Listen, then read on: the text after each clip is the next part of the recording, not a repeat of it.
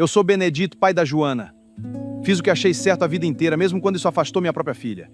Eu queria proteger o futuro dela, mas talvez eu tenha sido o maior obstáculo no caminho. Meu nome é Davi, eu só queria proteger minhas filhas. Nunca pensei que alguém fosse mudar tudo. Eu aprendi a viver sozinho, mas quando vi a Joana, entendi que existia algo que valia o risco. Eu sou Joana. Fui criada para ser forte, não para ser feliz. Mas eu não sei mais se consigo continuar assim. Só que meu coração começou a querer outra coisa. Essa história não é sobre escolher fácil. É sobre pagar o preço de escolher quem você realmente é. Por isso, fique conosco no Romance ao Luar. Imagine uma menina nascendo no exato instante em que a mãe fecha os olhos pela última vez. Imagine o pai do lado de fora do quarto, as mãos grandes agarradas na madeira da porta, recusando-se a entrar. Imagine essa mesma menina, aos 8 anos, tendo os cabelos cortados pelo próprio pai com a tesoura que ele usava para tosquiar os carneiros, e ouvindo, enquanto os cachos caíam no chão de barro batido, a frase que ela carregaria pelo resto da vida. Mulher de fazenda não tem tempo para trança, Joana. Mulher de fazenda é o que sobrou, já que Deus não quis me dar um filho. Imagine essa mesma mulher aos 22 anos, laçando um boi de 3 anos antes do sol nascer, cuspindo no chão como peão, andando de botina suja e calça de brim surrado, e, no entanto, chorando escondida no buritizal nas horas em que ninguém podia ver. Essa é a história de Joana, filha única de Benedito do Araguari, nascida e criada nos campos inundáveis do Amapá, onde os búfalos caminham no lamaçal e o rio corre largo como uma promessa antiga. E o capítulo que mudaria o rumo do seu destino começou muito depois, numa tarde de abril de seus 22 anos, com uma cerca arrebentada, 3 meninas pequenas procurando a mãe que já não existia e um viúvo calado que, pela primeira vez na vida dela, não olhou para Joana como se ela fosse um erro. O que ninguém sabia, nem mesmo o pai dela, era que no fundo daquela casa velha, dentro de uma caixa de costura que ninguém tocava desde o dia do enterro, e desvendara a mentira que sustentava o silêncio de Benedito. E quando aquela carta fosse aberta, 22 anos depois de escrita, não haveria mais volta, pois a verdade, uma vez liberta, não aceita mais as rédeas de ninguém. A fazenda Santo Antônio do Araguari ficava a 4 horas de Macapá, num pedaço de terra onde o campo se abria como uma palma de mão voltada para o céu. Tinha Buritizal ao norte, onde o solo ficava sempre úmido. Tinha os campos de capim, onde os búfalos se afundavam até o peito durante as águas, e tinha bem no meio da propriedade uma linha invisível que ninguém via, mas que todo mundo conhecia, a linha do Equador. Benedito vivia dizendo que a fazenda era o umbigo do mundo, cortada por aquela marca imaginária que o governo dizia passar por ali, e costumava repetir, quando ainda era um homem que falava, que tinha nascido com um pé em cada hemisfério, e que isso explicava por que ele vivia com a alma dividida. Depois que Marta morreu no parto de Joana, ele parou de dizer isso. Parou de dizer muita coisa. Levantava-se às 4 da manhã, tomava café preto sem açúcar, saía para a lida e só voltava quando o sol já tinha se enfiado atrás dos açaizeiros. Na mesa, comia calado. Na capela, rezava calado. E quando olhava para a filha, olhava calado também, com aquele olhar de quem ainda está procurando. Em cada traço do rosto dela, o filho que nunca veio. Joana aprendeu cedo a traduzir aquele silêncio. Aprendeu que, quando o pai olhava para ela demais, era porque ela tinha feito alguma coisa parecida com a mãe. E essa parecença, que deveria ser o maior dos consolos, era a maior das ofensas. Então, Joana passou a vida inteira tentando não se parecer com Marta. Andava duro, falava grosso, aprendeu a montar em pelo aos 7, a laçar aos 9, a ferrar bezerro aos 12. Aos 14, enfrentou um touro brabo sozinha no curral e só chorou depois, quando ninguém via. Aos 16, deu um murro na cara de um vaqueiro que tinha rido da mãe dela. O pai soube do murro e, pela primeira vez em anos, esboçou o que quase foi um sorriso. Foi a coisa mais parecida com o elogio que Joana recebeu na vida inteira.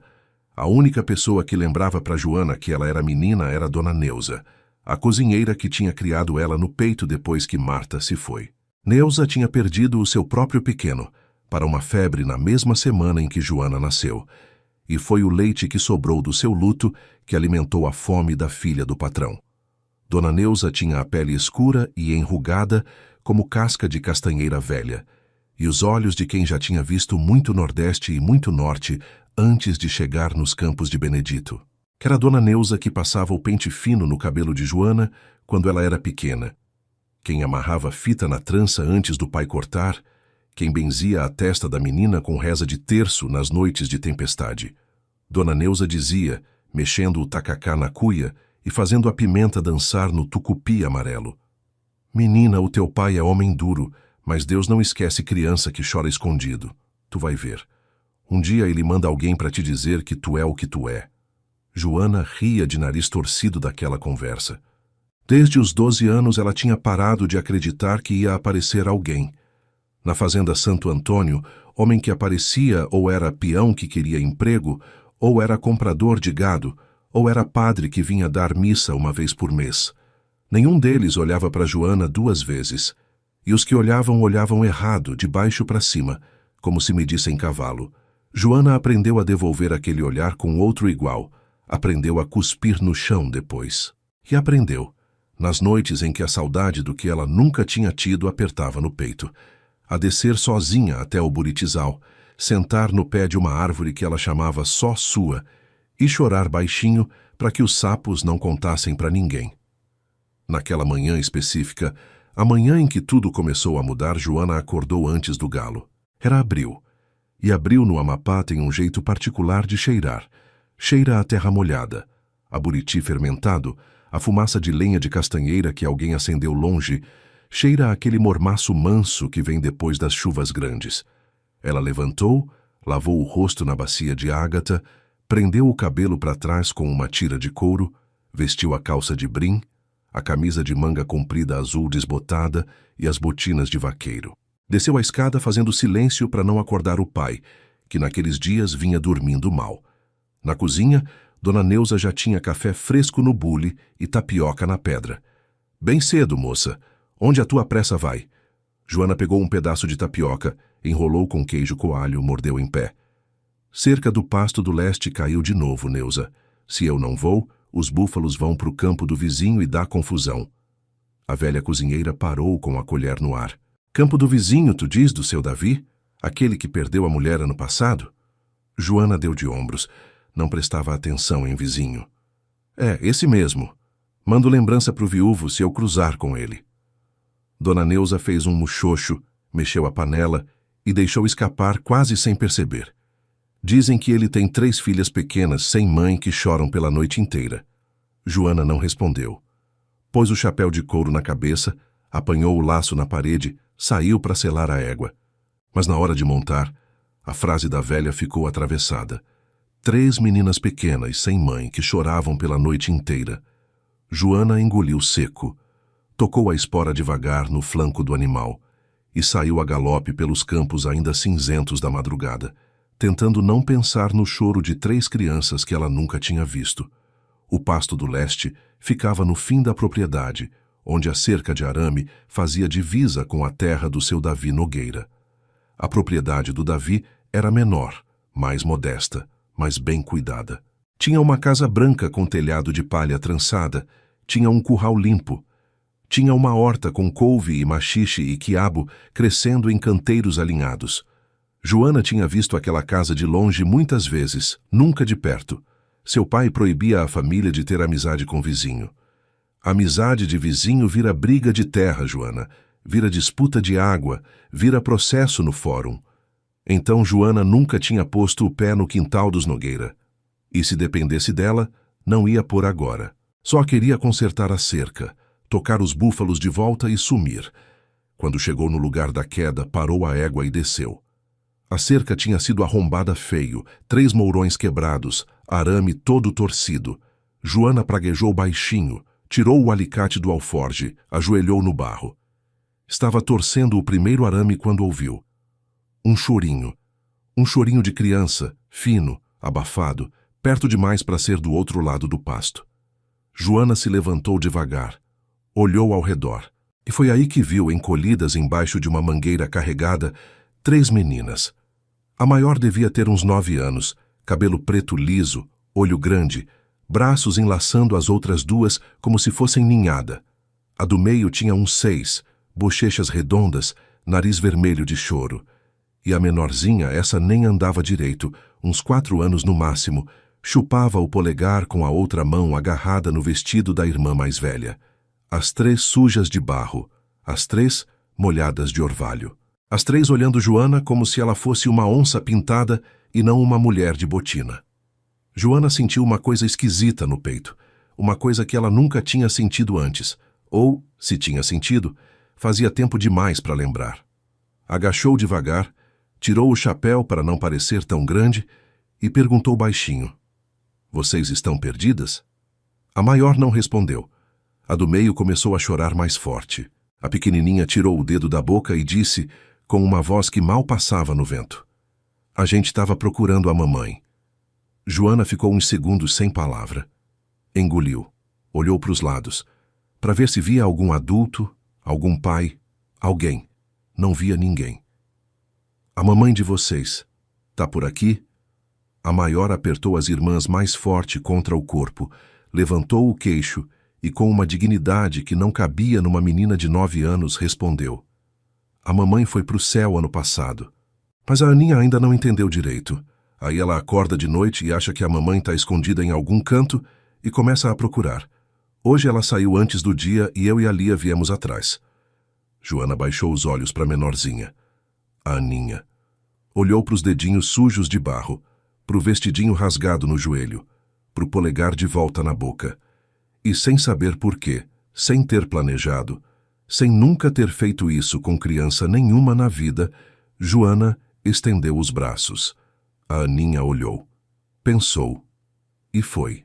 Subiu no colo da moça de calça de brim, como se o colo dela sempre tivesse estado ali esperando.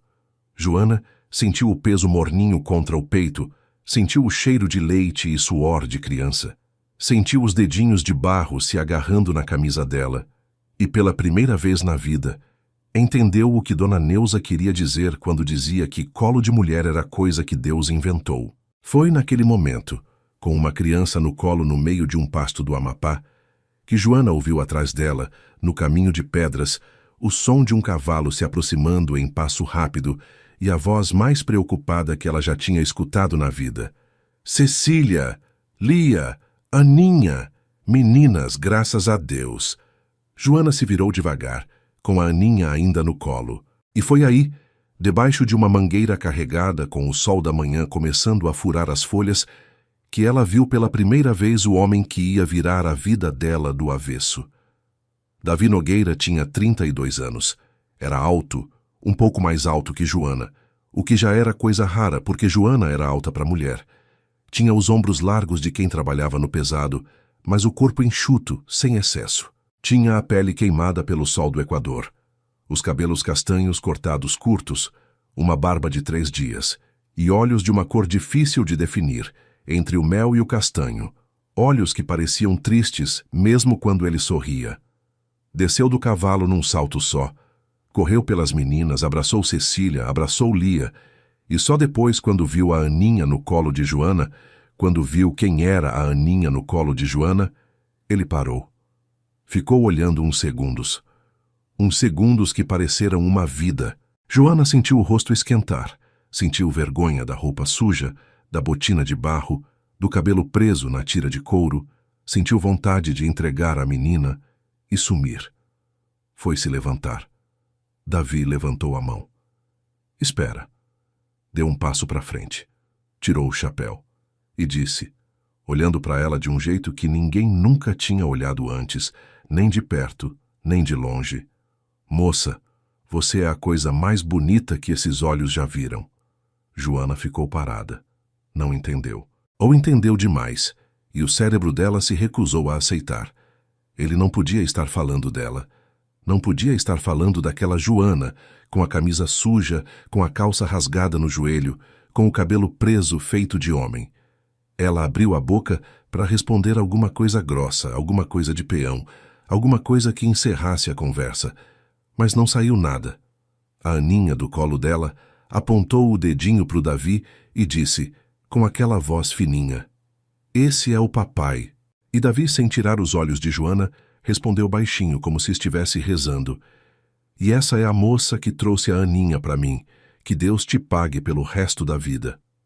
Davi ajudou Joana a levantar do chão com a Aninha ainda agarrada no pescoço dela. Os dedos dele encostaram de leve no cotovelo dela, 1 segundo só, mas Joana sentiu o toque como se tivesse sido fogo. Ele pegou a filha do colo dela com delicadeza, colocou no cavalo na frente dele, ajeitou as outras duas no lombo de uma égua mansa que tinha vindo atrás. Eu venho buscar o resto das meninas na semana que vem, dona. Ele parou. A senhora tem nome, com certeza. Perdoe a falta de educação. Joana deu um aceno seco. Joana. Joana Araguari. Davi repetiu baixinho, quase para si mesmo, como quem testa a palavra na boca pela primeira vez. Joana Araguari. Depois olhou para ela sério e completou: Seu pai é o senhor Benedito do Araguari. Eu o conheço de nome. Homem respeitado nos campos, dizem. Joana não disse nada. Ele percebeu o silêncio. Sorriu pequeno. Minhas meninas vão ficar falando na senhora por uma semana inteira. Perdoe o incômodo. E muito obrigado. Virou o cavalo. Saiu em passo manso para não assustar as pequenas. Joana ficou parada no pasto. Segurou na cerca. Olhou os 4 se afastarem pelo caminho de barro até virarem pontos e depois sumirem no capinzal. Foi aí que ela percebeu que estava tremendo. A mão, o queixo, o joelho de trás, tudo tremendo. Tremia como quem tinha laçado um boi bravo pela primeira vez. Só que dessa vez o boi bravo não tinha sido o animal. Tinha sido uma frase de 5 palavras ditas por um homem calado debaixo de uma mangueira carregada.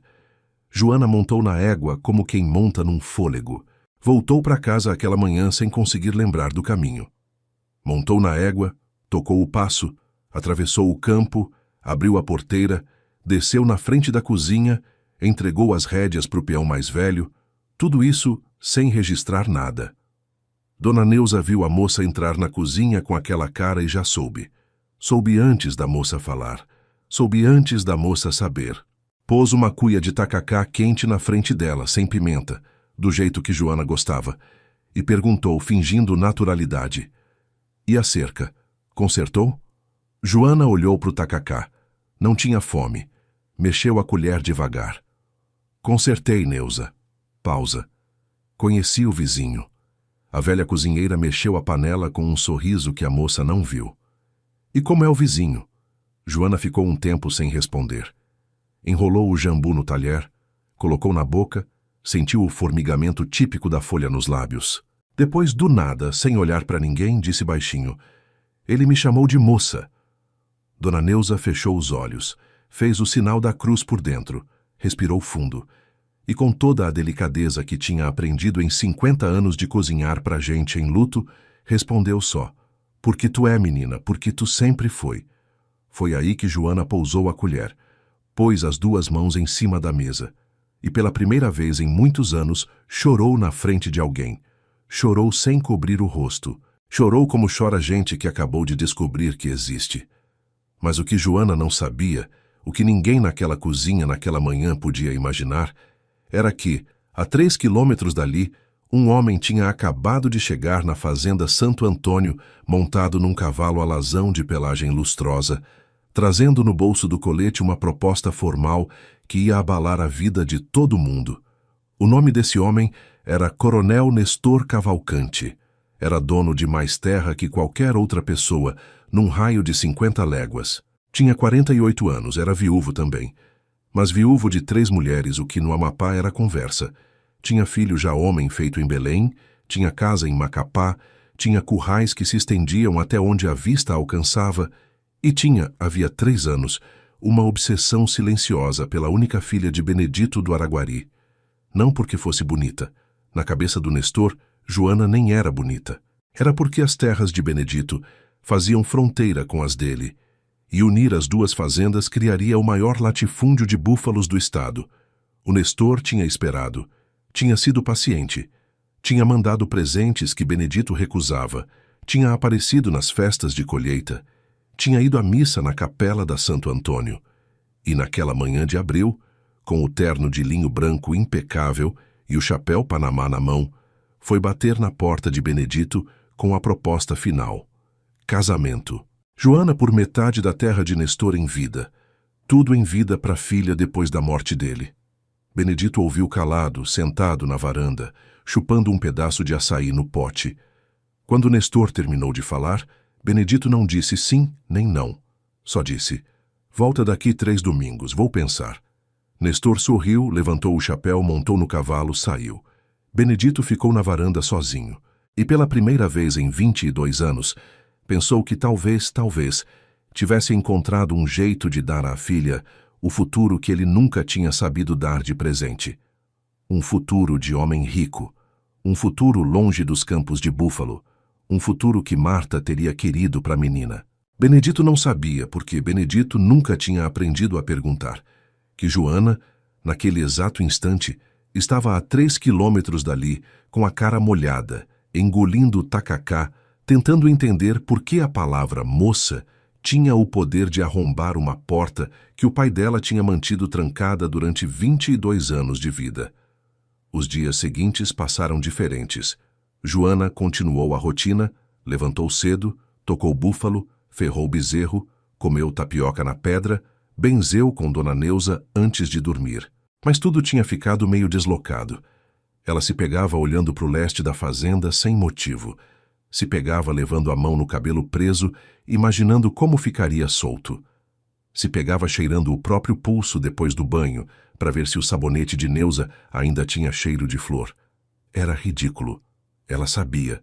Xingava a si mesma por dentro, chamava-se de boba, de criança, de sonhadora, e seguia laçando bezerro com a mesma precisão de sempre. Mas no domingo seguinte, quando a sineta da capela tocou para a missa, Joana fez uma coisa que não fazia há anos.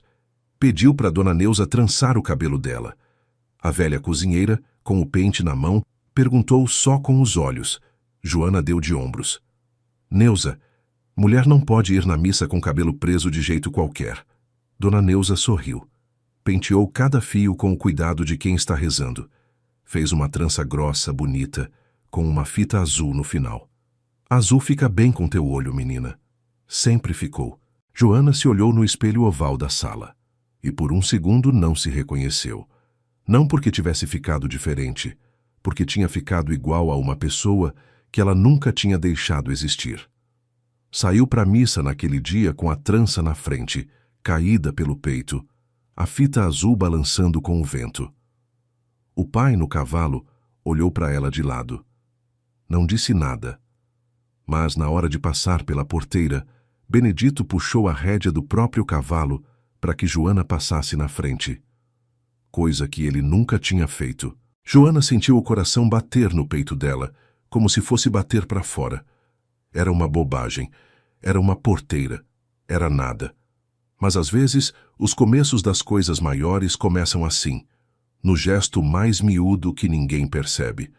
A capela da Santo Antônio era pequena, de alvenaria caiada, telhado de barro.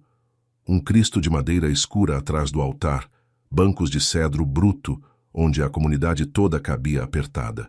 Naquele domingo, a missa era celebrada por Padre Ascânio, que vinha de Macapá uma vez por mês, trazia as hóstias, trazia o vinho, trazia as notícias e ia embora na lancha antes do escurecer. Joana entrou na capela com a trança balançando. Procurou um banco perto do fundo, sentou, abriu o missal. Fingiu atenção no evangelho, mas os olhos dela, sem ela querer, varreram a capela procurando uma coisa, procurando alguém, e encontrou. 3 bancos à frente, no lado esquerdo, estava Davi Nogueira. De camisa branca engomada, cabelo penteado, Cecília ao lado dele de vestido rosa claro, Lia do outro lado com laço amarelo no cabelo e Aninha, no colo dele, mordiscando o dedo. Davi não tinha visto Joana ainda. Estava concentrado no padre, mas a Cecília, a mais velha, que tinha memória de elefante e olho de gavião, virou para trás por algum motivo e viu Joana. E a menina reconheceu. E cutucou o pai. E apontou. Davi se virou. Os olhos dele demoraram 1/10 de segundo para entender. Quando entenderam, ele abriu um sorriso pequeno, mas dos que amanhecem o rosto inteiro. Levantou a mão, discreto, num aceno. Joana achou que não ia saber responder. Aceno de volta? Sorriso? Um balançar de cabeça? Ela optou pelo balançar rápido, tímido, e baixou os olhos para o missal com as faces queimando. O padre Ascânio, do altar, leu o evangelho daquele domingo. Era o trecho em que Jesus encontra a samaritana no poço. Dá-me de beber. Joana ouviu a leitura sem escutar no começo. Mas quando o padre leu a parte em que Jesus diz: Eu te daria uma água viva, que se torna em ti fonte que jorra para a vida eterna, alguma coisa subiu no peito dela. Uma sensação esquisita, como se aquele trecho fosse para ela. Ela, que tinha vivido 22 anos de sede. Ela, que por baixo da couraça tinha o poço mais seco do Amapá. Ela, que naquele momento, numa capela cheia de gente, sentia pela primeira vez a água começar a brotar.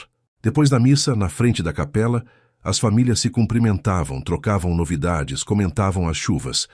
Joana ficou encostada no cavalo, esperando o pai conversar com o padre. Não queria cruzar com Davi. Queria. Não queria. As duas coisas. Mas aí, antes que ela decidisse, aquele par de botas já estava parado na frente dela. E quando ela levantou os olhos, era ele. Davi tinha tirado o chapéu. Estava com as 3 meninas em volta. Dona Joana, ele disse. Boa tarde. Ela respondeu, tentando que a voz saísse firme. Não saiu tanto. Davi se ajeitou, remexeu o chapéu na mão. Eu queria agradecer de novo pelo que a senhora fez. As meninas ficaram uma semana falando na moça que carregou a Aninha debaixo da mangueira. Cecília, do lado dele, fez cara de séria e completou. A Aninha falou que o colo da senhora cheira a capim cortado. Joana riu. Riu sem querer, riu alto, e a risada dela soou tão estranha no próprio ouvido que ela quase se assustou. Fazia tempo que ela não ria. Davi sorriu também. As meninas pediram uma coisa, mas eu só peço se a senhora não se ofender. Joana arqueou a sobrancelha. Fala. Davi respirou. Elas queriam muito que a senhora fosse tomar um café lá em casa. Quando puder, sem compromisso, só para elas. Ele procurou as palavras. Só para elas verem a moça de novo.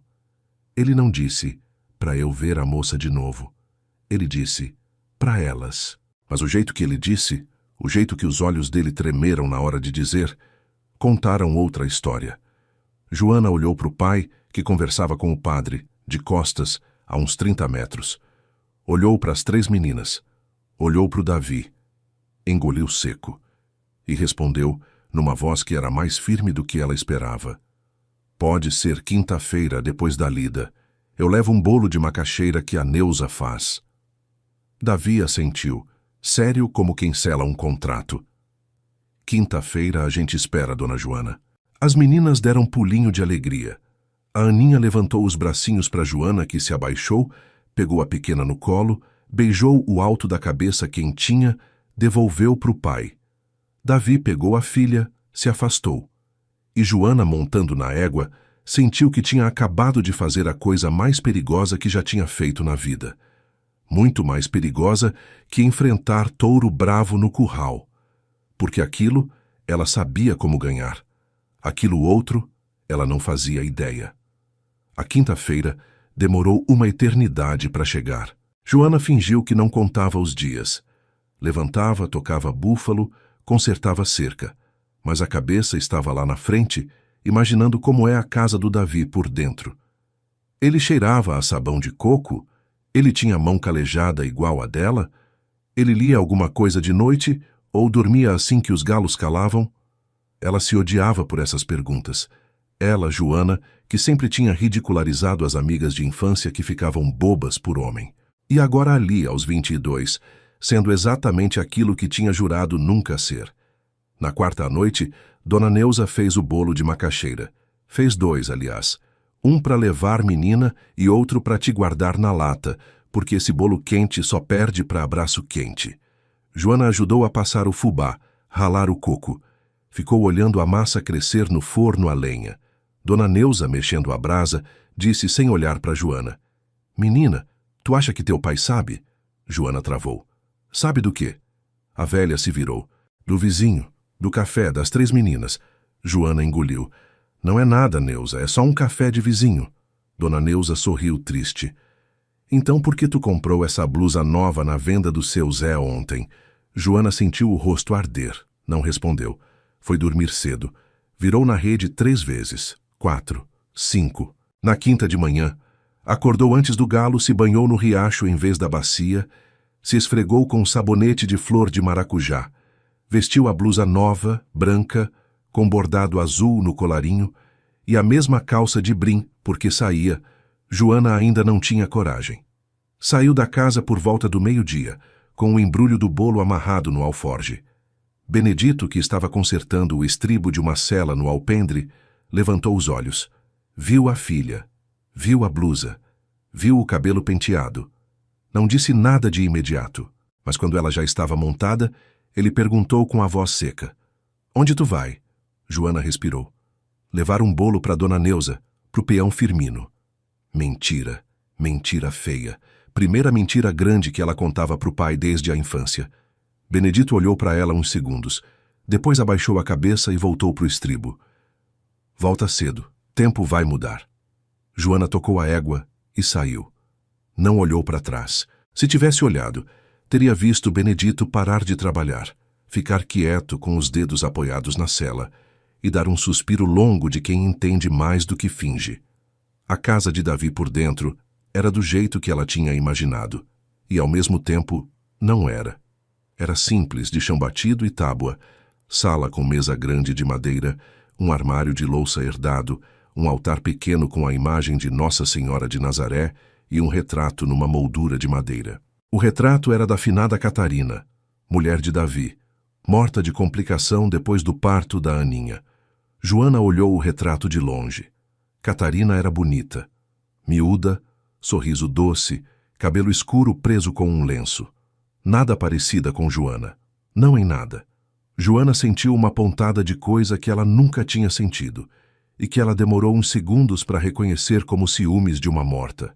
Deu de ombros por dentro. Não era hora para isso. As meninas correram para ela assim que ela entrou. Cecília pegou o embrulho do bolo com uma seriedade de dona de casa. Lia puxou Joana pela manga da blusa, querendo mostrar uns bonecos de palha que tinha feito. Aninha, sem cerimônia, subiu no colo dela de novo. Davi chegou da horta com as botinas enlameadas. Tinha feito um peixe no tucupi. Um filhote pescado no araguari de madrugada, com muito jambu, muita pimenta de cheiro, tudo do jeito do norte. Serviu na mesa, numa panela de barro, com farinha d'água do lado e pirão no prato fundo. Sentaram os 5. Davi fez a oração. Bendizei, Senhor, este alimento e aqueles que o partilham conosco. Amém. Joana baixou a cabeça. Respondeu amém. Comeu com educação. O peixe dele era bom, temperado demais até, mas ela não disse. Depois do almoço, Davi sugeriu um passeio no igarapé. As meninas correram na frente, gritando. Joana e Davi ficaram para trás, andando devagar pelo caminho de terra. Ele apontou as árvores, explicou para ela que castanheira era, qual virapuru era, qual açaizeiro era. Ela fez que não sabia, mesmo sabendo, só para ouvir ele falar. Em algum ponto do caminho, ele falou baixinho, sem olhar para ela. Dona Joana, eu não sei se a senhora percebeu, mas faz muito tempo que eu não via minhas meninas tão contentes. Joana engoliu. Elas são meninas doces. Eu que agradeço. Ele parou. Parou de andar. Olhou para ela. A senhora sabe que eu não estou falando só das meninas, né? Joana não respondeu. Ela não sabia responder. Ficou olhando o chão, as botinas, uma formiga carregando um pedaço de folha. Davi continuou, como quem fala para si mesmo. Eu prometi à mãe delas que eu nunca ia colocar mulher nenhuma nessa casa, que não fosse uma que elas amassem antes de mim. Foi a última coisa que a Catarina me disse. A senhora entende? Joana entendeu. Entendeu que ele estava dizendo que não queria pressa. Entendeu que ele estava dizendo que ela não precisava decidir nada agora. Entendeu que no jeito dele falar, tinha um respeito por ela que nenhum homem tinha tido antes. Levantou os olhos, encarou e disse num fio de voz, seu Davi, eu também não estou acostumada com isso, com essas coisas. Nunca tive. Ele sorriu devagar. Então a gente aprende junto, dona Joana. Sem pressa. Foi naquele momento, com a risada das meninas no igarapé longe, o sol atravessando as folhas de castanheira e o cheiro do rio subindo pelo caminho, que Joana soube que tinha entrado num caminho do qual não ia conseguir voltar. E não quis voltar. As quintas-feiras viraram hábito. Dona Neuza passou a empacotar o bolo sem comentar. Benedito passou a não perguntar. Mas Joana sabia que o pai sabia. Sabia pelo silêncio mais longo. Sabia pelos olhares que ele dava no cavalo dela quando ela chegava da visita. Sabia pelo jeito que ele tinha começado a evitar olhar para a filha, como se olhar para ela doesse mais que o habitual. Na segunda quinta, choveu forte. Choveu daquelas chuvas de abril tardio que caem de tarde inteira, sem trégua, fazendo o igarapé subir 2 palmos em 1 hora. Joana chegou encharcada na casa do Davi. Ele ficou parado na porta, sem acreditar. A senhora veio com essa chuva? Ela deu de ombros escorrendo água. Prometi bolo. Davi riu, daquele riso curto dele, e correu para trazer toalha. A Cecília trouxe uma blusa limpa, era da finada Catarina. Joana segurou a blusa nas mãos uns segundos. Olhou para Cecília. Devolveu com carinho. Minha flor, essa aqui é da tua mãe. Essa tu guarda para ti. Eu fico com a do teu pai, se ele tiver. Cecília, de 9 anos, olhou para Joana com os olhos que pareceram maiores que o rosto. Depois, sem dizer nada, levou a blusa da mãe para guardar e voltou com uma camisa de Davi grande demais, cheirando a sabão de coco. Joana vestiu no quartinho de hóspedes. Quando saiu, Davi olhou, baixou os olhos, pigarreou e foi mexer no fogão. Ficou vermelho até a orelha. Joana fingiu que não viu. Na terceira quinta, ele tinha ajeitado uma rede nova no alpendre para ela. Na quarta, ele tinha preparado peixe com castanha, receita que a Catarina fazia e que ele nunca mais tinha feito. Na quinta, as meninas já esperavam Joana no batente desde antes do meio-dia. Lia tinha feito um desenho dela com o carvão da cozinha. Aninha tinha colhido um punhado de florzinhas do mato para entregar. E Cecília, a mais velha, a mais séria, a que não se entregava fácil, chegou um dia com uma pergunta baixinho quando Davi estava no curral e Joana estava sozinha lavando uns pratos. Dona Joana, a senhora vai embora um dia? Joana parou com o pano na mão. Olhou para a menina, para aqueles olhos de 9 anos que já tinham enterrado uma mãe. Eu não sei, Cecília. Eu sei que agora eu venho às quintas. O que vem depois, só Deus. Cecília balançou a cabeça séria, como quem aceita uma sentença, e disse, virando para sair, eu gosto mais das quintas do que dos outros dias. Joana a apoiou na pia, olhou o teto, agradeceu baixinho por não ter caído o bolo no chão. Na sexta quinta já era junho. Davi estava ensinando a Lia a subir no cavalo manso. A menina era pequena para aprender, mas queria, e ele era pai de deixar a filha querer. Joana ficou olhando. Davi segurava a cintura da menina, firmava no lombo, explicava baixinho. Num momento ele olhou para Joana, por cima do ombro, e ela achou que era para ela falar alguma coisa. Mas ele só olhou. Olhou 2 segundos. Voltou para a filha, e Joana sentiu que, em 2 segundos de olho, ele tinha dito mais que em 1 mês de conversa. Naquele mesmo dia, na volta, a égua dela se assustou com uma capivara que saltou do igarapé. Joana quase caiu. Davi, atrás, esporou o cavalo e chegou rápido. Segurou a rédea da égua dela. A senhora está bem? Joana assentiu, mas as mãos dela, agarradas no arção da sela, estavam brancas de força. Davi pousou a mão na mão dela. Por 3 segundos. Só 3. Depois, soltou. Ó, Joana! Era a primeira vez que ele chamava ela de Joana sem o dona. Nesses campos, a gente não tem medo de bicho grande. Mas capivara espantadiça mata mais peão do que onça. Um dia eu te ensino a pegar o freio com a mão esquerda nessas horas. Joana olhou para ele. Tá bom, seu Davi. Ele ergueu o canto da boca. Só Davi. A senhora me chama só de Davi, por favor, se não vira coisa séria e formal demais. Joana conseguiu só assentir, porque coisa séria, ela sabia, tinha virado há muito tempo. Numa das quintas finais, antes de tudo desmoronar, Davi levou ela para conhecer um lugar dele. Disse assim, Joana, eu tenho um lugar que eu não mostro para ninguém, mas eu queria mostrar para você. Pegaram os cavalos, seguiram pelo mato fechado, cruzaram um igarapé, subiram uma ladeira de pedra. Lá em cima, no alto de uma pedreira pequena, dava para ver os campos inundáveis se estendendo até onde a vista batia. Os búfalos no lamaçal, as garças brancas voando baixo, a linha do rio Araguari fazendo uma curva lenta, e no fundo, o sol se pondo, laranja-rosa, cor de tucupi antigo. Davi não disse nada. Joana também não disse nada. Ficaram os dois sentados na pedra, ombros quase encostando, vendo o céu escurecer. Depois, quando a primeira estrela apareceu, Davi falou baixinho.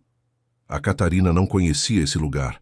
Eu trouxe ela aqui uma vez, quando a gente namorava, mas ela teve medo da subida e a gente desceu sem chegar. Eu nunca mais trouxe ninguém. Joana olhou para ele. Ele continuou olhando o horizonte. Eu trouxe você porque eu acho que você merece ver um pedaço do mundo que ninguém nunca mostrou para você antes. Joana sentiu o olho queimar.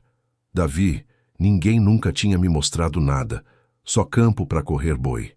Davi virou devagar o rosto, encarou, perto demais. Dava para ver as marcas finas de sol no canto do olho dele. Então eu quero ser o primeiro a te mostrar o resto, Joana. Tudo o resto, se tu quiser. Joana não respondeu em palavra, só pousou a mão dela em cima da mão dele, no pedaço de pedra entre os dois. Davi virou a mão dele para receber a dela, e ficou assim, palma contra palma, por um tempo que nenhum dos dois contou. Não houve beijo naquela tarde. Não houve. Davi respeitou o tempo dela. Joana respeitou o tempo dele. Os dois sabiam que, nos campos do Amapá, amor que tem pressa não dura colheita. E o amor que eles estavam construindo, eles queriam que durasse pelo menos até o último gado virar pó. Mas em algum domingo de fim de junho, quando ela chegou na capela com um vestido novo, o primeiro vestido da vida dela, de algodão azul claro com florzinha branca, que Dona Neuza tinha costurado em segredo, o coronel Nestor Cavalcante estava na porta, esperando, de terno de linho branco, chapéu Panamá na mão. E do lado dele, Benedito, de camisa engomada, olhando para o chão. Joana desceu da égua com o coração parado. Nestor deu um passo, levantou o Panamá, fez uma reverência exagerada. Dona Joana, estou encantado. Em 3 anos de conhecer a senhora, é a primeira vez que vejo a obra completa. A palavra obra ficou na garganta dela como um osso de peixe. Ela não respondeu. Olhou para o pai, Benedito não olhou de volta. Nestor continuou com aquele sorriso de raposa. Seu pai me deu a honra de convidar a senhora para um jantar na próxima sexta-feira, aqui em casa. Eu venho. Trago a banda de Oiapoque, trago um vinho de Portugal, trago... enfim, tudo o que convém pro anúncio. Joana sentiu o chão sair. Anúncio! Nestor riu, olhou para o Benedito, olhou para Joana. A senhora e eu, Dona Joana. O seu pai finalmente disse sim. Nossas terras vão se unir e ninguém vai dizer nunca mais que a filha do Benedito tem que trabalhar de calça no campo de búfalo. Joana olhou para o pai. Olhou de um jeito que Benedito sentiu, mesmo sem erguer o queixo. Ela não falou, não respondeu, não quis dar esse gosto para ninguém na frente de todo mundo. Entrou na capela, sentou no banco. E durante a missa inteira, não ouviu uma palavra do padre Ascânio. Porque dentro dela, 3 quilômetros ao leste, tinha um homem com 3 filhas pequenas que tinha prometido que a gente aprende junto. E ela acabava de descobrir que, enquanto ela aprendia, o pai dela tinha vendido ela sem consultar. Naquela noite, Joana não esperou o pai dormir. Foi direto para a sala. Benedito estava sentado na cadeira de balanço, chupando açaí no pote, como sempre. Joana parou na frente dele. Pai, eu não vou casar com o coronel Nestor. Benedito não olhou para cima, continuou mexendo a tigela. Tu vai sim. Não vou. Vai. Por quê? Ele levantou os olhos. Pela primeira vez em meses. Porque ele vai te dar o que eu nunca dei. Porque ele te dá casa em Macapá, te dá renda, te dá nome, te dá filho homem que vai herdar o teu sobrenome e o meu. Porque eu já tenho 57 anos, Joana, e quando eu morrer, não quero deixar uma mulher sozinha no meio dos búfalos. Joana fechou o punho. Eu não preciso do coronel Nestor para cuidar de mim. Benedito deu um sorriso triste, daqueles que só um pai cansado sabe dar. Tu não precisa para cuidar de ti, mas precisa para cuidar de terra. Eu perdi tua mãe, Joana. Eu não vou deixar esse chão virar pasto do cavalcante depois que eu for. Só tem um jeito: te casar com ele. Assim, tudo que é dele e tudo que é meu vira teu e dos teus filhos. Joana sentiu a voz saltar. E se eu amar outro? Benedito parou. A tigela parou. O ar parou. Tu ama outro? Joana engoliu. Era a hora, era agora. Eu ando visitando o seu Davi Nogueira. Benedito colocou a tigela na mesa, devagar, como quem pousa um prato que pode quebrar. O viúvo, pai de 3 meninas, pai de 3 meninas.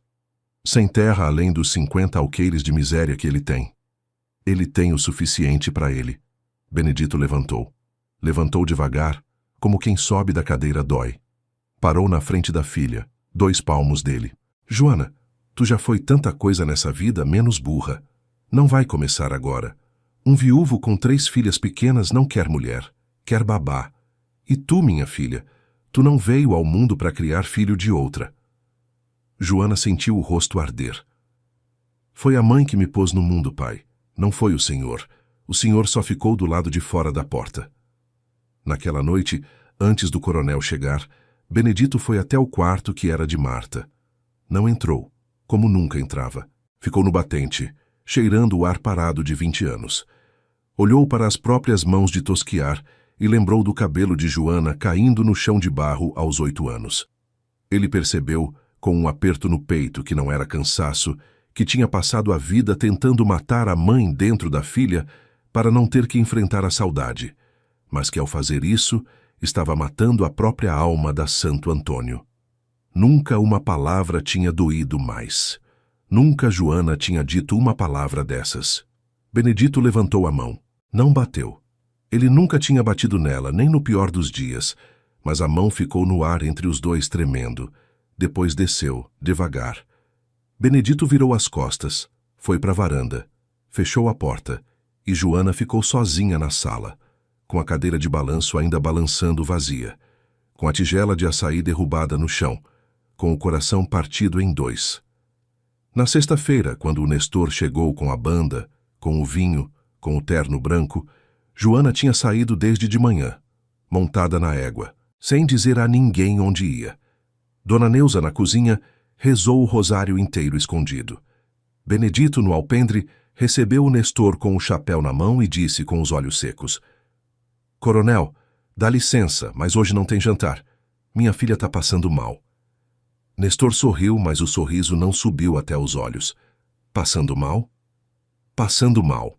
Benedito, eu vim de Macapá, trouxe banda, trouxe vinho, trouxe a palavra da cidade inteira. E a minha noiva está passando mal? Benedito segurou firme o próprio chapéu. Sua noiva não foi anunciada ainda, coronel. Não tem noiva até a palavra ser dita diante de Deus e de testemunha. Nestor arregalou o olho 1 segundo. Controlou. Sorriu de novo. O senhor, Benedito, está me dizendo que desdisse o que disse domingo? Tô dizendo que preciso de mais uma semana. Minha filha não está bem. Merece respeito. Nestor assentiu devagar. Muito devagar. Uma semana, Benedito. Semana que vem, domingo, depois da missa, eu volto. E a sua filha melhor tá boa. Porque eu, coronel, não costumo perder tempo com viagem sem retorno. Ele montou no alazão. Deu a volta. Saiu. A banda de Oiapoque, toda sem graça, desmontou os instrumentos em silêncio. E Benedito ficou no alpendre, sozinho, olhando para a linha do campo onde, ao longe, ele sabia que a filha estava escondida entre os buritis, chorando ou não chorando. Ele não ia saber nunca. Naquela mesma sexta à noite, numa trilha de terra a 2 quilômetros da casa do Davi, 3 homens a cavalo pararam um viúvo que voltava da roça. Não se identificaram. Não disseram de onde vinham. Mas um deles, o mais alto, com voz de quem mandava, disse para o Davi segurando a rédea do cavalo dele: Meu senhor, o recado é simples. Fica longe da Santo Antônio. Fica longe da moça. A moça tem compromisso com quem paga mais. E o senhor tem 3 filhas pequenas. Seria uma pena alguma coisa acontecer. Davi não respondeu. Olhou nos olhos do homem alto. Memorizou o rosto. Depois puxou a rédea, Passou reto. Foi para casa. Trancou as filhas dentro do quarto. Sentou na sala, no banco de madeira, com uma espingarda calibre 20 no colo. E ficou ali até o sol raiar. No sábado de manhã, Joana não soube do recado. Davi escondeu. Levantou cedo, fez o café das filhas, mandou elas para a casa da tia, a irmã solteira da Catarina, que morava a 15 quilômetros. Disse para as meninas que ia ser umas férias. Cecília, com os olhos grandes, perguntou baixinho: Papai, a moça Joana ainda vem quinta? Davi deu um sorriso que doeu mais do que qualquer ferida. A moça Joana a gente não sabe ainda, meu amor. A gente reza. Joana, naquele mesmo sábado, depois do café, foi até a casa do Davi com o coração na mão. Ia contar tudo, ia pedir conselho, ia dizer que não sabia o que fazer.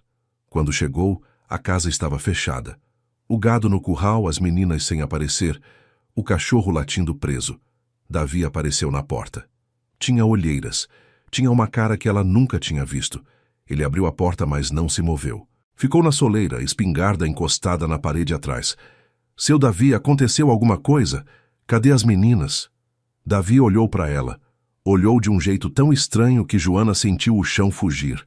Depois ele respirou, firme, e disse: Dona Joana, eu acho que a senhora devia voltar para a casa do seu pai. Joana piscou. Como? Eu acho que a senhora não devia mais vir aqui. Seu Davi... Ele balançou a cabeça. Não deixou ela terminar. A senhora tem um compromisso. Teu pai disse a um homem. Isso é palavra. Isso é sagrado nesses campos. Eu tenho 3 filhas pequenas, Dona Joana. Eu não posso ser o motivo de 3 meninas ficarem órfãs de novo. Joana sentiu a respiração parar. Quem ameaçou o senhor? Davi não respondeu. Quem veio aqui, seu Davi? Dona Joana, por favor. Foi o coronel, foi? Ele fechou os olhos. E foi essa pequena fechada de olho que respondeu tudo. Joana virou as costas, montou na égua, saiu a galope furiosa. Furiosa com o Nestor, furiosa com o pai, furiosa com a vida inteira que nunca tinha deixado ela escolher nada. Quando ela passou pela porteira da Santo Antônio, com o chapéu caído nas costas, Benedito, no curral, viu a filha e soube que alguma coisa tinha quebrado para sempre. O domingo chegou. O Nestor chegou com ele, de terno de linho novo, lenço no bolso, sorriso de quem vem buscar o que é dele. Na capela, depois da missa, o coronel se ajoelhou diante do padre Ascânio e, na frente da comunidade toda, tirou uma aliança do bolso interno do colete.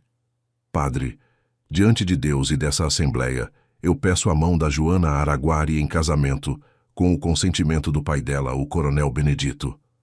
A capela fez um silêncio pesado. Benedito, no banco da frente, fechou os olhos.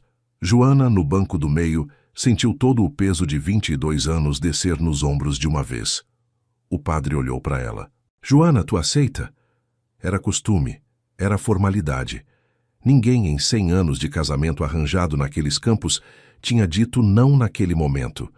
Joana sentiu a fita azul no cabelo, sentiu o vestido de algodão, sentiu a cuia do tacacá da manhã no estômago, sentiu a Aninha no colo dela, que não estava ali, mas estava em tudo. E Joana se levantou. Não aceito, padre. Silêncio. Silêncio de segundo longo, longo, longo. Nestor, ajoelhado, levantou o rosto. Benedito abriu os olhos. A comunidade em bloco prendeu a respiração. Nestor riu um risinho baixo e falou para o padre, como se estivesse explicando para uma criança. Menina tá nervosa. É o estresse do dia. Padre, continua. Joana deu um passo para frente. Não tô nervosa, coronel. Não aceito. Não tem estresse de dia. Tem decisão de vida. Eu não vou casar com o senhor nem hoje, nem em nenhum domingo futuro. Nestor se levantou devagar. O terno de linho amassou. O rosto mudou. Não gritou. Gente como ele não grita na capela. Mas olhou para Benedito. E Benedito, pela primeira vez em muitos anos, sustentou o olhar de outro homem sem baixar o queixo. Coronel, minha filha decidiu. Deus abençoe a sua viagem de volta. Nestor assentiu, guardou a aliança. Pegou o chapéu, saiu da capela. E na porta, antes de atravessar, virou para Joana e disse, Baixo. Menina, essa decisão vai te custar. E vai custar para quem tá contigo. Saiu. Montou. Foi embora. Benedito puxou a filha pelo cotovelo com uma firmeza que não era raiva, que era outra coisa. Andou com ela até o buritizal. Pararam debaixo da árvore que ela, desde pequena, chamava de sua. Ficaram um tempo sem se olhar. Depois Benedito, com a voz rouca, disse: Filha, eu errei, tu escolheu, eu te apoio. Mas agora nós dois vamos precisar nos preparar para a tempestade, porque o Nestor não esquece, o Nestor não perdoa, e o alvo dele agora não vai ser tu. Vai ser o viúvo e as 3 meninas. Joana sentiu o coração saltar. Pai, a gente vai cuidar disso. Benedito olhou para ela. A gente, filha. Pela primeira vez, a gente. Joana voltou para casa aquela noite em silêncio. Não jantou. Não passou pela cozinha. Subiu direto para o quarto, trancou a porta, apagou o lampião, deitou na rede. Ficou encarando o teto de madeira escura, ouvindo o sapo cantar no igarapé, o búfalo mugir no campo do fundo e o próprio coração bater do jeito errado. Pela primeira vez na vida, Joana pensou em sumir. Não em se matar, Joana não era de pensamento assim. Deus a livrasse. Mas pensou em montar na égua, tomar a estrada para Porto Grande, dali pegar lancha para Belém, dali sumir no tamanho do Brasil. Pensou que se ela sumisse, o Davi estava livre do coronel.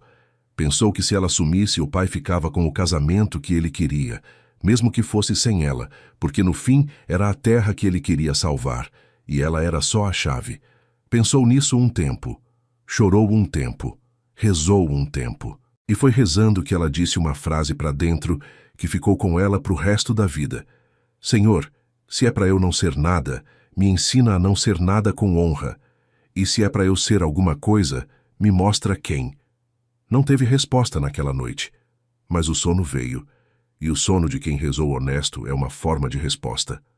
Naquele dia seguinte, pela manhã, Dona Neuza sentou Joana na cozinha, pôs um caneco de café na frente dela, tirou do avental uma coisa que tinha guardado 22 anos, uma carta. Envelope amarelado pelo tempo, amarrado com uma fitinha cor-de-rosa desbotada. Menina, tua mãe escreveu isso na última semana. Ela já sabia que não ia ficar. Me pediu para te entregar no dia em que tu precisasse de uma mãe mais que de tudo. Acho que esse dia é hoje. Joana pegou o envelope com a mão tremendo. Abriu.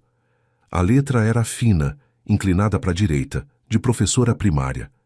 Minha Joana, eu nem sei se tu vai se chamar Joana, porque teu pai tem outra ideia. Mas para mim tu é minha Joana. Deus me deu numa noite de rezar no chão da capela. Eu não vou te conhecer, minha filha, e isso é a única dor que eu tenho.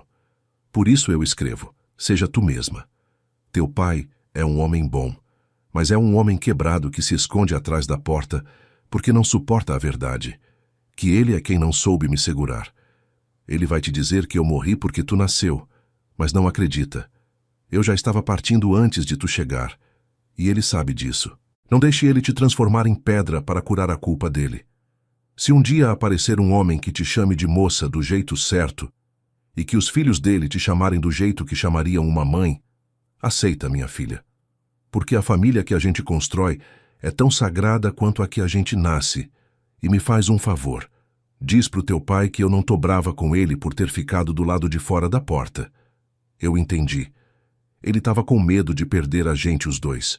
E perdeu só um, mas o susto foi o mesmo.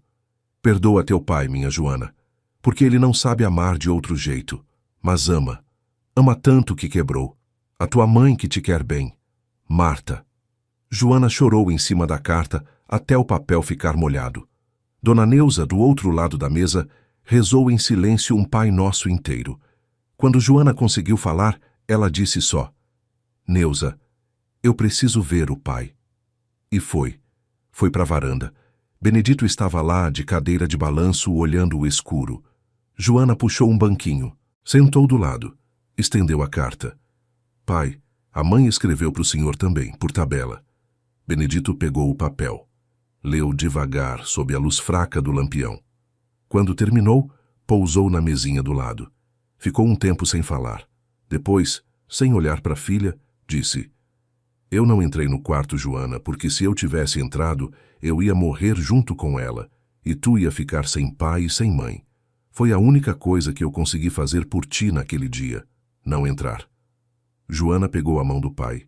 Mão grande, calejada, queimada de sol. Mão que nunca tinha segurado a dela em 22 anos. Pai, agora o senhor entra. Benedito apertou a mão da filha. Apertou como se tivesse medo de que ela sumisse. E pela primeira vez, na varanda de uma fazenda na divisa do Equador, um pai de 57 anos chorou na frente da filha. Chorou por Marta. Chorou pelos 22 anos que ele não tinha dito moça. Chorou por tudo que ele ainda ia precisar fazer.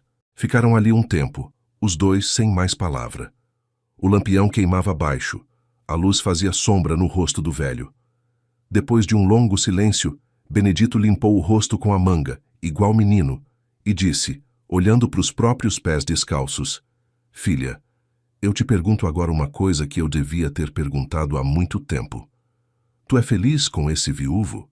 Joana respondeu sem pensar. Sou, pai, pela primeira vez na vida. Benedito assentiu. Assentiu de um jeito que pareceu que ele estava engolindo 22 anos inteiros num aceno só. Então a gente faz o seguinte, amanhã cedo eu vou lá falar com ele, de homem para homem, e a gente desfaz a confusão toda com o Nestor do jeito que for preciso desfazer. Tu deixa isso comigo. Joana olhou para o pai espantada. Pai, o senhor não precisa... Preciso, Joana. Eu fiz uma promessa errada. Promessa errada, homem desfaz. E quem paga o preço sou eu. Tu não paga. Tu já pagou 22 anos, e eu não deixo mais ninguém cobrar nada de ti. Ele levantou da cadeira. Olhou a filha mais uma vez, esse olhar que nunca antes ele tinha dado, olhar de pai que enxerga a filha. E disse, rouco, Joana, tua mãe teria orgulho de ti. E eu, com a vergonha toda que eu carrego, eu tenho também. Entrou em casa. Foi deitar. Joana ficou na varanda mais um pouco, olhando para o escuro, sentindo pela primeira vez na vida o peso exato de ser amada por um pai sem estar mais sozinha dentro disso. Na segunda-feira de manhã, Benedito Araguari fez o que fazia 30 anos que ele não fazia. Selou o cavalo sozinho, vestiu o chapéu preto de festa, pôs o colete de couro e cavalgou até a casa de Davi Nogueira. Joana ficou na fazenda, nervosa, andando de um lado para o outro do alpendre. Dona Neuza benzeu ela 3 vezes antes do almoço. Benedito chegou na casa de Davi perto do meio-dia. Desmontou. Bateu na porta. Davi abriu com a espingarda na mão. Quando viu quem era, baixou a arma, mas não relaxou. Benedito tirou o chapéu. Seu Davi Nogueira, eu sou o pai da Joana Araguari. Davi assentiu. Eu sei quem o senhor é, seu Benedito. Benedito respirou. Não era homem de discurso, foi direto. Seu Davi, o senhor até semana passada, era o pior inimigo que eu imaginava para minha filha. Hoje eu tô aqui para te pedir desculpa e para te pedir uma coisa mais difícil. A Joana e o senhor gostam um do outro. Isso é verdade? Davi olhou para o velho. Olhou sério. Respondeu. Eu gosto dela, seu Benedito. Do jeito mais sério que um homem pode gostar. Mas o senhor entende que com 3 meninas em casa, eu não tenho o direito de trazer risco para elas. O coronel Nestor ameaçou a gente na sexta. E eu prometi à mãe das meninas. Benedito levantou a mão. Eu conheço o Nestor há 30 anos. E eu conheço os campos desse Amapá. Seu Davi, se o senhor é homem para minha filha, a gente enfrenta o Nestor juntos. Se o senhor não é, o senhor diz agora. E eu volto para casa e pronto. Mas se o senhor é, eu quero propor uma coisa. O senhor, suas meninas e a Joana mudam para Santo Antônio. Casa grande, 2 andares, tem espaço. A gente une as 2 propriedades. A gente põe 17 peões na cerca. A gente avisa o delegado em Macapá. E a gente espera o Nestor na porta se ele tiver coragem de pisar lá. Davi demorou para responder. Olhou para o retrato da Catarina no altar. Olhou para o Benedito. Olhou para a porta dos fundos, onde as meninas no quintal brincavam com uma galinha. Depois olhou de novo para o velho. Seu Benedito, o senhor está me pedindo a mão da sua filha. Benedito fez que sim com a cabeça, devagar. Tô pedindo, seu Davi, e peço perdão por ter demorado tanto para entender quem era a minha filha, para precisar pedir isso para alguém. Davi esticou a mão. Os 2 homens se cumprimentaram, firme, longo. Depois, Davi chamou as meninas. Explicou. Cecília, a mais velha, fez uma cara séria. Papai, a moça Joana vai virar nossa mamãe? Davi se ajoelhou na frente das três. A moça Joana vai virar o que vocês deixarem ela ser, meu amor. Se vocês quiserem, vai ser mãe. Se vocês quiserem, vai ser a Joana. Ela ama vocês do jeito que tá, e isso é o que importa. A Aninha, sem entender metade, só disse, ela vai dormir aqui também? E os 4 adultos na sala riram. Rir depois de muito medo é uma forma de oração. O Nestor soube no fim daquela semana que Joana tinha se mudado para a casa grande da Santo Antônio, junto com o viúvo e as 3 meninas. Soube que Benedito tinha armado os peões, chamado o delegado, notificado até o juiz em Macapá. Soube que a comunidade toda, Padre Ascânio na frente, estava do lado dos Araguari. Nestor, homem calculista, entendeu que insistir ia ser caro. Caro em dinheiro, caro em reputação, caro em processo. Ele vendeu parte das terras dele, arrumou as malas, foi para Belém ficar com o filho. Nunca mais botou os pés em Campo de Búfalo, no Amapá. Virou assunto de tempos em tempos, em festa de colheita. Lembra quando o coronel quis levar a filha do Araguari? E alguém sempre respondia, pois é, a menina disse não na capela. Coisa mais linda que se viu. O casamento foi marcado para o domingo depois de Corpus Christi. A capela da Santo Antônio foi enfeitada com folha de tucumã, flor de maracujá do mato e fitas de cetim que Dona Neuza guardou 22 anos no fundo da arca. Joana usou o vestido da Marta, aquele vestido que ninguém tinha tocado, guardado numa mala de couro no quarto de cima. Era um vestido simples de algodão branco com renda nas mangas, um pouco amarelado pelo tempo, mas que caiu nela como se tivesse sido feito para esse dia. Dona Neuza trançou o cabelo de Joana com a fita azul. Cecília, Lia e Aninha foram as 3 daminhas, de vestidinhos iguais, também costurados pela cozinheira. Davi esperou no altar com as mãos tremendo. Benedito conduziu a filha pelo braço, pelo mesmo corredor onde, tantos anos antes, tinha jurado que era um homem duro demais para ter filha. Quando chegou no altar, Benedito olhou para Davi e disse baixinho, para que só os 3 ouvissem, Seu Davi, eu te entrego a filha que eu demorei 22 anos para aprender que tinha. Cuida melhor dela do que eu cuidei. Davi engoliu. Prometo, seu Benedito. O padre Ascânio fez a celebração. Na hora da leitura, escolheu de propósito o trecho da Samaritana no poço. Jesus dizendo, a água que eu te der se tornará em ti fonte que jorra para a vida eterna. Joana olhou para o padre. O padre olhou para ela. E os 2, cada um do seu banco, lembraram do domingo em que tudo tinha começado. Na hora do sim, Joana disse firme. Davi disse firme. As meninas aplaudiram antes do padre acabar. A comunidade riu e depois começou a aplaudir junto. Na saída da capela, Benedito abraçou a filha como se fosse a primeira vez. Era, de certa forma, e era também a última, porque dali para frente, Joana não seria mais só dele. Seria dela mesma, do Davi, das meninas, e de um futuro que ninguém tinha desenhado. A festa foi na varanda grande da Santo Antônio. Teve pato no tucupi feito por Dona Neuza, teve filhote na brasa, teve maniçoba que demorou 3 dias cozinhando, teve vatapá, teve caruru, teve mungunzá de sobremesa, teve tapioca recheada com queijo coalho e leite condensado, teve bolo de macaxeira de 4 andares. A banda de Oiapoque foi contratada de novo, e desta vez tocou no casamento certo. Tocou mar abaixo até o sol começar a descer atrás dos buritizais. As comadres da comunidade fizeram fila com o mungunzá, cada uma com o seu pote de barro, cada uma disputando em silêncio quem tinha posto mais canela, mais cravo, mais leite de coco. Dona Neuza, no meio do quintal de avental branco engomado, recebia os parabéns como quem recebe coroa, e chorava e ria ao mesmo tempo, porque dizia ela, menina que eu peguei do peito da mãe casou, gente, casou bonita e de vestido da própria mãe. O padre Ascânio, que normalmente não ficava para a festa porque tinha que pegar a lancha, dessa vez ficou. Comeu 2 rodadas de maniçoba, bebeu um copinho só de licor de genipapo e foi embora quase a pé de emoção, dizendo para quem quisesse ouvir que casamento daquele tipo com história daquelas ele ia levar para o túmulo. Os peões tiraram as camisas para dançar mar abaixo. Firmino, o mais velho, puxou a caixa e o tambor. Cantou aqueles versos antigos que falavam de dor e de louvor ao mesmo tempo, versos que atravessaram o Marajó, subiram pelo Araguari e chegaram até aquela varanda aberta para o Equador.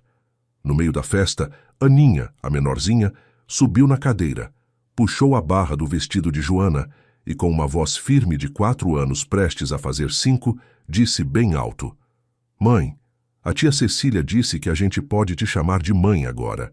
A varanda toda prendeu a respiração. Joana se abaixou na altura da pequena, pegou a carinha dela nas 2 mãos e respondeu também bem alto para que todos ouvissem: "Meu amor, vocês me chamam do que o coração de vocês quiser. Mãe, Joana, tia, titia, o que for. Porque o nome muda, mas o amor é o mesmo." A Cecília do fundo chorou. A Lia chorou. A Aninha deu um abraço apertado em Joana. E Davi, do outro lado, olhou para a esposa como quem olha para o milagre do próprio quintal. Benedito tirou a filha para dançar a primeira valsa, coisa que ele não fazia desde a noite em que tinha conhecido a Marta numa festa de São João em Porto Grande. Dançou com cuidado, sem muita técnica, mas sem pisar no pé de Joana. No meio da valsa, ele se inclinou e disse no ouvido dela: "Moça, tu é a coisa mais bonita que esses olhos já viram." Joana segurou o riso e o choro no mesmo nó. "Pai, essa frase já tem dono." Benedito sorriu. "Eu sei. Eu só tô devolvendo para ti 22 anos atrasado. Era para ser minha. Deixei pro teu marido dizer primeiro, mas a verdade é que tu sempre foi, Joana. Desde o minuto em que a parteira te colocou no peito da tua mãe, e eu, escondido atrás da porta, ouvi o primeiro choro teu." Joana, dançando valsa no Amapá com 57 anos de pai nos braços, chorou mais do que tinha chorado na carta. Passaram-se os anos. Os campos da Santo Antônio se uniram aos campos de Davi num só pedaço de chão cuidado com carinho. Os búfalos se multiplicaram. Os peões ganharam casa própria. Dona Neuza, que já era velha, ganhou uma auxiliar na cozinha, uma menina sobrinha do Firmino, e ensinou tudo o que sabia antes de ir descansar onde Marta descansava, sob a castanheira grande do cemitério de família. Cecília cresceu, virou professora da escolinha que Davi e Joana construíram na fazenda para os filhos dos peões. Casou com um rapaz de Macapá, agrônomo bom moço, que veio estagiar e não quis mais ir embora. Lia virou enfermeira. Mudou para a cidade, mas voltava todo fim de semana. Aninha, a menorzinha, a do colo debaixo da mangueira, virou veterinária. E foi ela, anos depois, quem cuidou dos búfalos da fazenda, quem salvou um bezerro gêmeo numa noite de tempestade, quem contou para uma equipe de televisão que veio filmar matéria sobre pecuária no Amapá a história da mãe dela. "Ela não é minha mãe de sangue", a Aninha disse para a câmera com 25 anos, o mesmo cabelo escuro da Catarina finada e o mesmo sorriso aberto da Joana. "Mas é minha mãe de todo o resto, porque a mãe a gente tem quando nasce, e a mãe a gente escolhe quando Deus dá uma segunda chance." Joana e Davi tiveram mais 3 filhos, junto com as 3 meninas. 2 meninos e uma menina. O primeiro menino chamou Benedito, em homenagem ao avô, que ainda estava vivo e viu o neto crescer até o batizado. O segundo chamou Ezequiel, porque Davi gostava do profeta. E a filha, a caçulinha, recebeu o nome que Joana tinha guardado no coração desde o dia em que abriu a carta amarelada na cozinha: Marta. A Marta nova cresceu correndo pelos mesmos campos onde a Marta velha tinha caminhado, sonhando com a filha que não ia conhecer. Um dia, quando a pequena Marta tinha 6 anos, ela chegou na cozinha e perguntou para Dona Joana: "Mãe, por que o vovô Benedito está chorando na varanda?" Joana olhou, limpou as mãos no avental, foi até o pai. Benedito, de cadeira de balanço, olhava a neta brincar no quintal com as galinhas. Joana sentou do lado. "Pai, tá tudo bem?" Benedito balançou a cabeça devagar. "Tá, filha. Tá tudo bem como nunca esteve." Ficaram em silêncio um tempo. Depois o velho disse, olhando a Marta pequena rodopiar sob a mangueira: "Filha, eu queria um filho macho porque eu achava que precisava. Mas Deus, na paciência dele, me deu 3 netas e 2 netos. e o que eu entendo hoje é que herdeiro verdadeiro não é quem leva o sobrenome, é quem leva o afeto. E afeto, tu me ensinou, veio de mulher, veio de ti. Joana pegou a mão do pai de novo, daquele mesmo jeito que tinha pegado na noite da carta. Dessa vez, sem chorar. Com um sorriso calmo de quem chegou em casa depois de muito tempo andando. Naquele fim de tarde, Davi chegou do pasto com as botas enlameadas, como sempre chegava. Cumprimentou Benedito com um aperto de mão curto, firme, respeitoso. Beijou a testa da Joana. Pegou a Marta pequena no colo, deu a volta pela casa para se banhar antes do jantar. Dona Neuza, agora uma cozinheira nova, chamou para a mesa. Tá servido a família. E em volta daquela mesa grande de madeira da Santo Antônio, com Benedito numa ponta, Davi na outra, Joana do lado do marido, Cecília e o marido dela de um lado, Lia, que tinha chegado de Macapá para o fim de semana, Aninha com a filhinha de 2 anos no colo, o Benedito Neto brigando com o Ezequiel pela última peça de pato, e a Marta pequena com o rosto sujo de tucupi. Joana olhou para os 6 filhos, para o pai envelhecido, para o marido calado que ainda olhava para ela, como se ela fosse a coisa mais bonita que os olhos dele já tinham visto. E entendeu. Entendeu que o plano de Deus, às vezes, a gente só consegue ler de trás para frente. Que o pai que tinha querido um filho homem tinha construído, sem saber, a mulher que ia segurar uma família inteira. Que a mãe que tinha morrido no parto tinha escrito, sem saber, a carta que ia salvar 3 gerações. Que o viúvo calado que tinha perdido a esposa tinha sido preparado, sem saber, para ser o homem que ia dizer a palavra certa no momento certo. E que 3 meninas pequenas, procurando a mãe debaixo de uma mangueira num pasto de fronteira, tinham sido, sem saber, as anjas que Deus mandou para fazer uma família começar. Benedito, olhando a mesa cheia, levantou a taça de cachaça envelhecida em madeira de carvalho que ele guardava só para datas. Família Araguari Nogueira. A mulher que me ensinou que filha nunca foi o segundo prêmio, foi o primeiro, e eu só demorei a entender. Todos levantaram. A Joana. Davi, do outro lado da mesa, olhou para a esposa. Os olhos dele, que a primeira vez pareceram tristes mesmo sorrindo, agora sorriam mesmo quando pareciam calmos. Disse só para ela no meio do burburinho, num movimento de boca que ninguém mais viu. Moça, a coisa mais bonita. Joana sorriu. O pé dela, debaixo da mesa, encostou no pé dele. Ela olhou para as próprias mãos, marcadas pela lida e pelo sol, e sentiu que o som metálico da tesoura de tosquiar carneiros tinha finalmente silenciado. A frase que o pai lhe atirara aos 8 anos já não tinha mais corte. Tinha virado adubo para a mulher que ela escolheu ser. Lá fora, o sol descia atrás dos buritizais do Amapá. Os búfalos voltavam para o curral. O rio Araguari corria largo e paciente, como corria desde antes deles nascerem, e como ia correr muito depois. E na cozinha, Dona Neuza Nova cantarolava um marabaixo velho, daqueles que as avós cantavam para espantar saudade. Porque algumas histórias, as de verdade, aquelas que Deus demora mas escreve, não terminam nunca.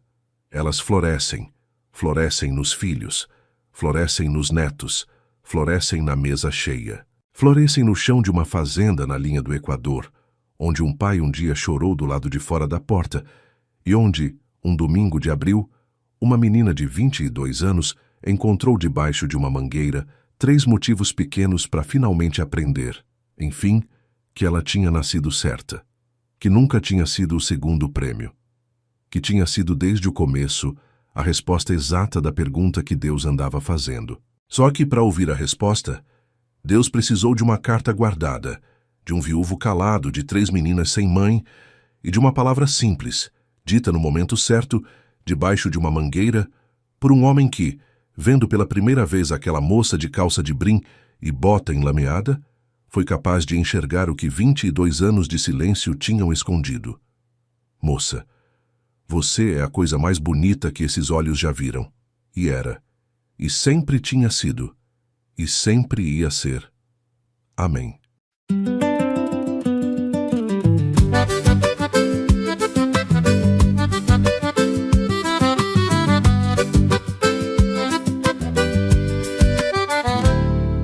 nasci num dia que o mundo pesou, sem entender por que doeu.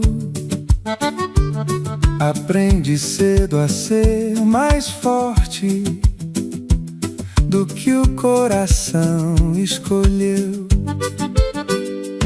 Vesti coragem por obrigação, engoli tudo que não falei, mas dentro de mim, escondido, algo pedia: vive de vez. E quando ninguém via, eu me perguntava se existir era só suportar. Entre o que esperam e quem eu sou, existe um grito que não se calou, uma verdade pedindo pra nascer. Mesmo que doa, eu preciso viver. Se amar é risco, eu vou arriscar. Se é minha vida, eu vou escolher. Não sou promessa de ninguém, sou o caminho que decidi ser. Carreguei nomes que não eram meus, histórias que nunca escrevi. Fui abrigo de tudo que faltou, menos do que eu senti. Mas teve um instante, um olhar que me enxergou sem pedir, e ali eu vi pela primeira vez que eu também posso existir. E quando a alma chama, não dá pra negar. Tem coisa que nasce pra transbordar. Entre o que esperam e quem eu sou, existe um grito que não se calou, uma verdade pedindo pra nascer. Mesmo que doa, eu preciso viver. Se amar é risco, eu vou arriscar. Se é minha vida, eu vou escolher. Não sou promessa de ninguém, sou o caminho que decidi ser.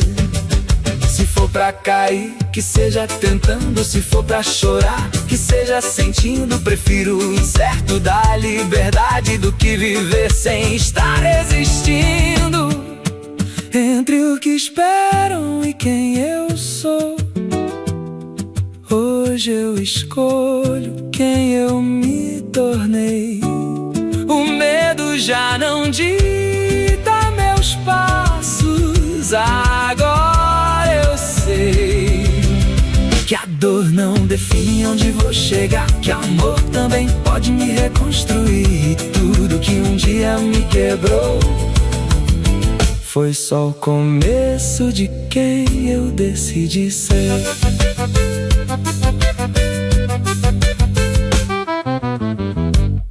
Se essa história tocou seu coração, inscreva-se no canal Romance ao Luar. Deixe seu curtir e conte aqui nos comentários o que você sentiu ao ouvir essa história. Sua participação ajuda o canal a continuar trazendo histórias que aquecem o coração. Deus te abençoe.